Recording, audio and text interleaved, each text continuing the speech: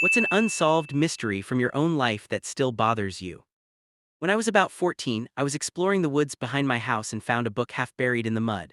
It was an old, leather-bound copy of Moby Dick with no cover illustration, just the title embossed in faded gold. The weird thing was, tucked inside was a plane ticket, a one-way ticket from Chicago to Rome dated for the following week. The name on the ticket was Arthur Mills. I felt like I had stumbled into the middle of a story. I imagined who Arthur was, why he was going to Rome, and why he would abandon his book and ticket in the woods. I looked for a wallet or any other sign of him but found nothing. I called the airline out of a weird sense of duty, but they couldn't give me any information. For the next week I was obsessed, wondering if Arthur ever made it to his flight.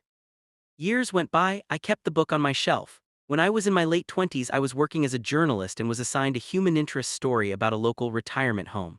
I was interviewing a resident, a charming old man who was telling me about his life. He mentioned he had been a literature professor. I asked him what his favorite book was. "That's easy," he said, "Moby Dick." Then he smiled sadly and told me a story about how decades ago he had been about to leave his whole life behind to move to Rome with a woman he loved.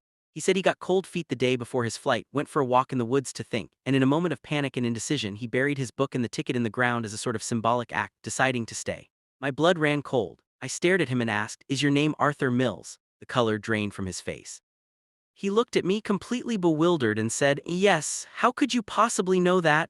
I never told him. I just finished the interview and left. To this day, I have no idea if telling him would have been a kindness or a cruelty.